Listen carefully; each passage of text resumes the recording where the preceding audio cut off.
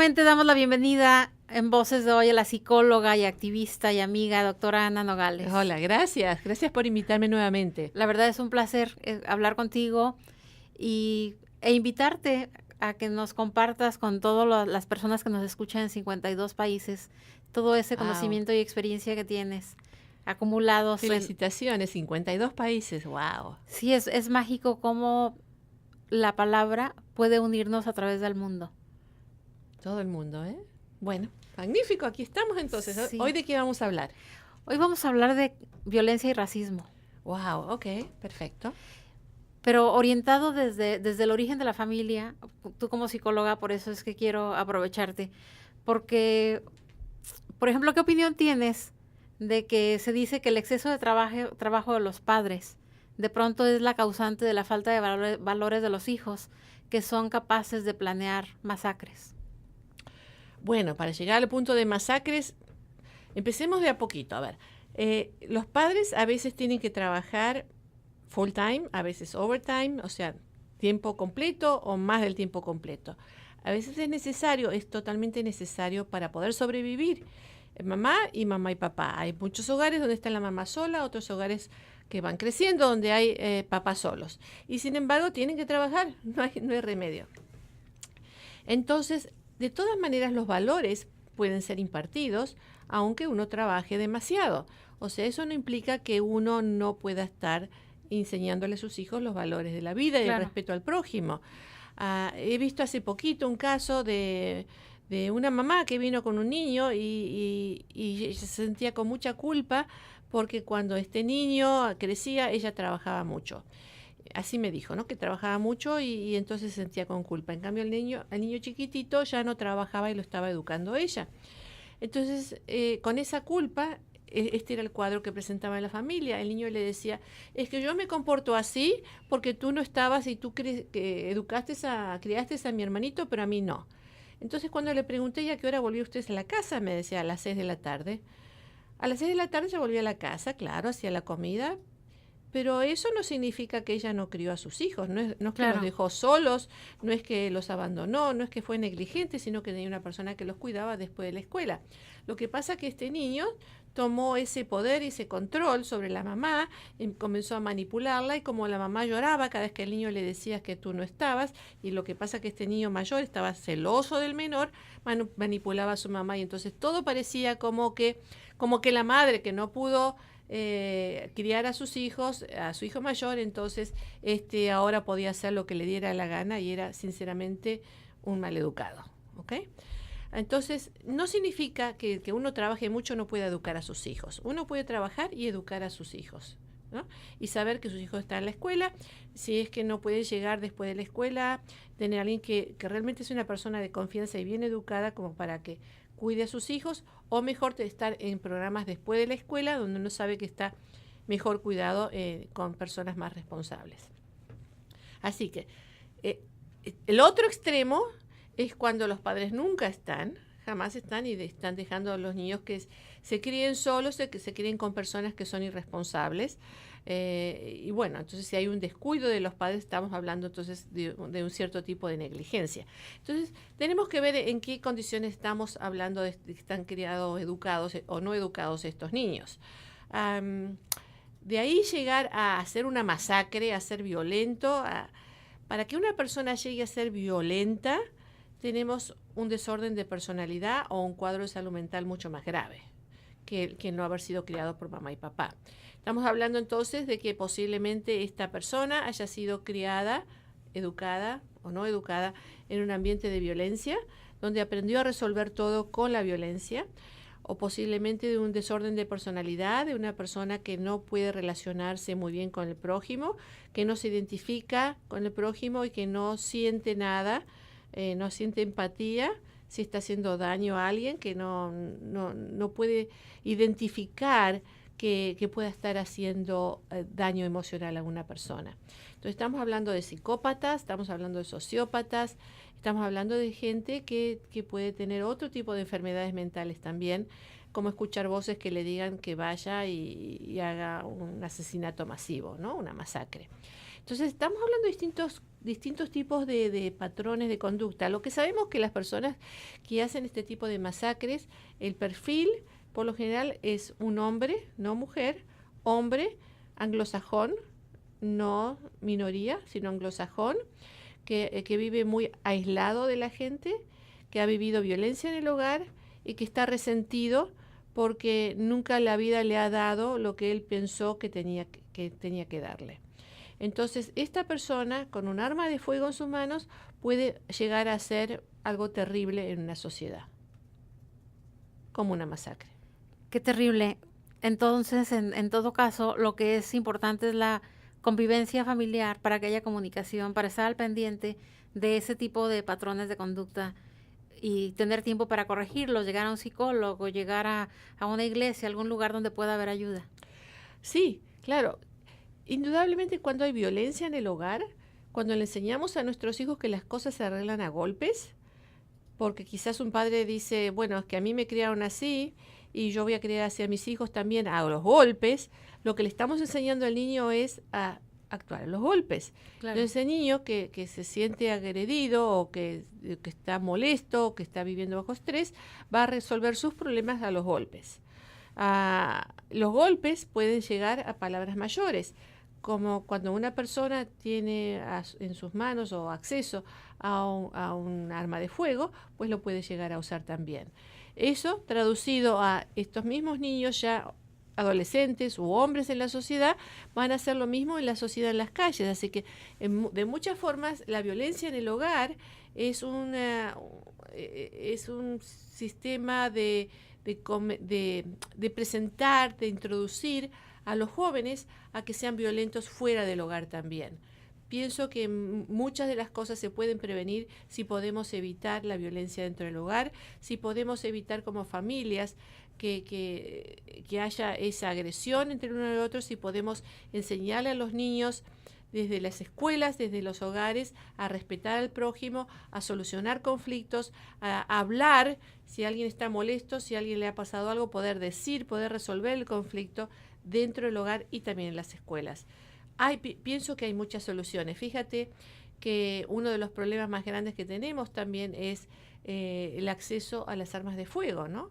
En Texas cualquiera puede comprar un arma de fuego, aquí en California hay más limitaciones, pero de todas maneras a mí me cuentan, por ejemplo, que las armas de fuego las vende el vecino, o sea que también hay un tráfico de armas de fuego que no está tan controlado siquiera por las autoridades. Y estadísticamente se sabe que 4 de cada 10 personas tiene un arma de fuego en su casa. 4 de cada 10 personas, imagínate tú.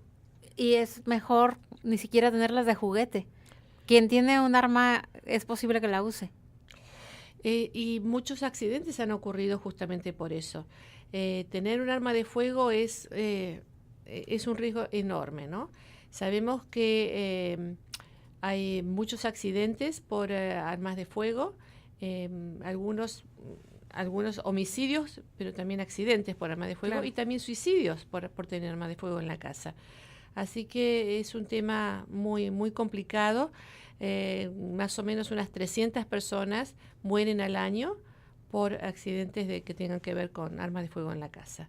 Así que es algo que hay que controlarlo, ¿no?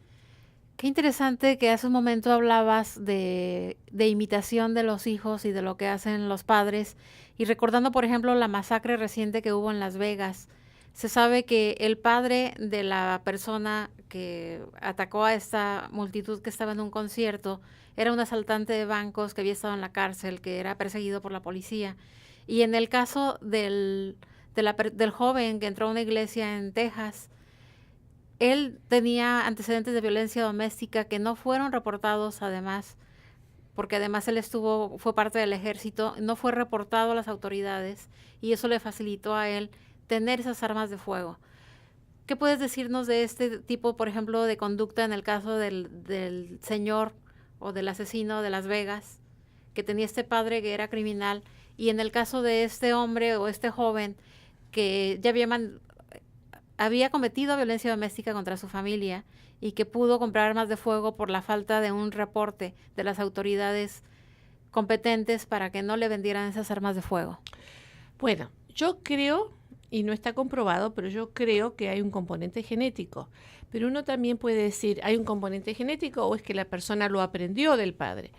Yo creo que las dos cosas, pero yo creo que hay un componente genético en las personas que son así sociópatas, y que sienten esa rebeldía contra la sociedad y que sienten que tienen el derecho de poder hacer una masacre, como de esa categoría, ¿no? Ah, Han habido muchos otros casos muy semejantes también, así que con el tiempo vamos aprendiendo más de cuál es el patrón de estas personas. La violencia doméstica es algo que, nuevamente, como dije recién, es la cuna de una persona que va luego a salir a las calles a ejercer su violencia también. Y nuevamente tenemos también la cuestión del acceso a las armas de fuego. Hace poco me ha tocado una experiencia en mi oficina que me hizo pensar mucho y me dolió. Fíjate que viene esta mujer que dice que ha vivido mucha violencia, pero que ella ya no tiene más relación con su marido, pero viven en camas separadas, duermen en camas separadas, viven bajo el mismo techo, camas separadas, porque tienen un hijo en común, pero que ella le tiene mucho miedo al marido, porque el marido tiene muchas armas de fuego, tiene ametralladoras, y me mostró fotos. Y en las fotos vi al marido durmiendo con una pistola, dormía con una pistola, Wow. y después mostró fotos en una mesa donde estaban las ametralladoras. Imagínate, ¿no? Cuando yo vi eso, recientemente había pasado lo de Las Vegas, pues me pusieron los pelos de punta, la verdad. Entonces, lo que hice fue llamar al departamento de policía donde vivía esta gente. La persona que me atendió el teléfono no me tomó ninguna importancia. Me dijo, bueno, ¿ha ocurrido algo? Dije, no ha ocurrido nada. Pues si no ha ocurrido nada, pues no tengo nada que hacer, yo no puedo hacer nada. Insistí, hablé con varias personas hasta que finalmente hablé con un detective de ese departamento de policía. Y con más amabilidad que las anteriores, me dijo de que, bueno, es muy poco lo que pueden hacer, porque si ellos van a hacer un search, o sea que van a la casa de la persona, si la persona no les quiere abrir la puerta, no tiene por qué abrir la puerta. Puede estar detrás de la ventana con todas las ametralladoras y sin embargo no abrir la puerta y no tienen por qué abrir la puerta. Pero dije, bueno, y si tocan el timbre y sí abre la puerta, ¿no es cierto? ¿Qué pueden hacer ustedes? Me dice, es muy limitado lo que podemos hacer porque como autoridades, policía, acá no podemos hacer nada porque no ha ocurrido nada. Pero de todas maneras, yo pedí que por favor vigilaran esa casa, que vigilaran ese lugar, porque yo no quisiera que pasara de nuevamente lo que pasó, ¿no es cierto?, en Claro. Vegas.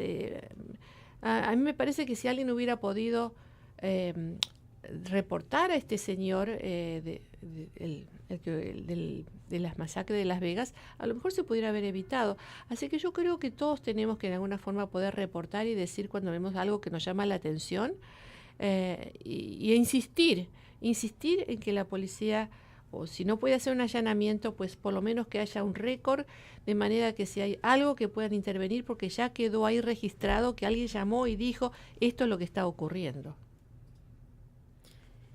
¿Qué te parece? La verdad es que eso del control de armas es, ya ves, toda una controversia porque las personas en el poder se niegan a poner ese control de armas por la libertad que tiene cada quien en este país y que de pronto es mal utilizada.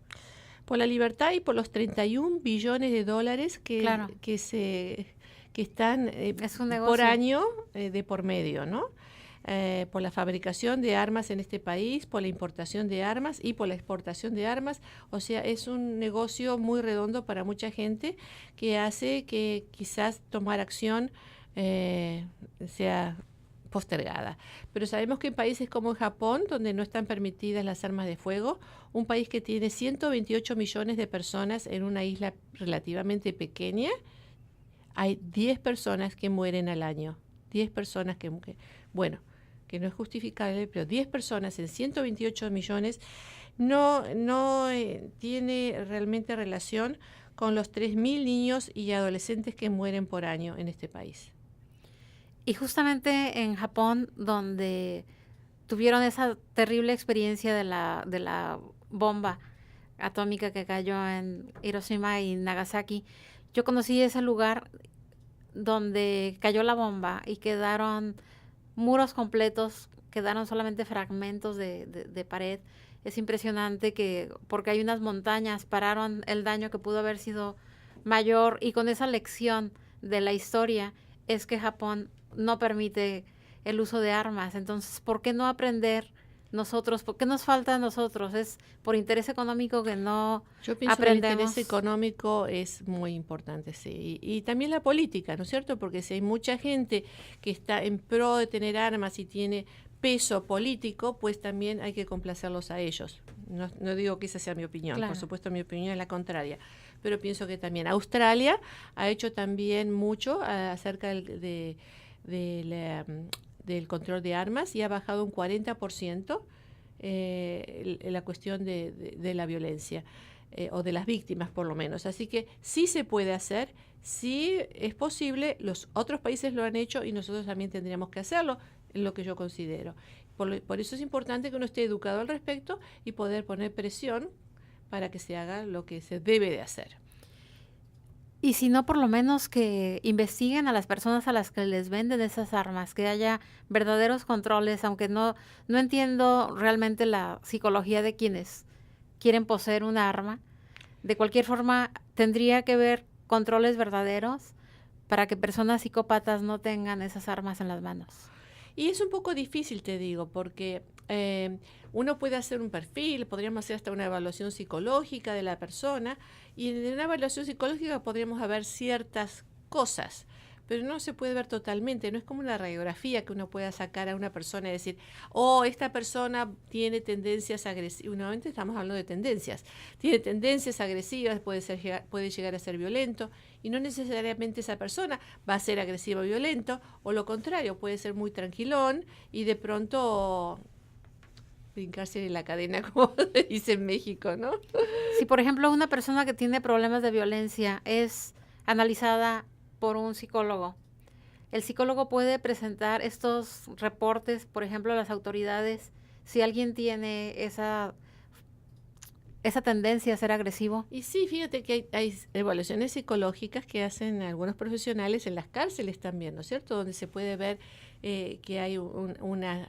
Nuevamente son tendencias, nadie puede afirmar, Claro. Esta persona con un arma va a matar a alguien, es imposible afirmarlo, porque una persona puede tener 10 armas en la casa y nunca pasa nada.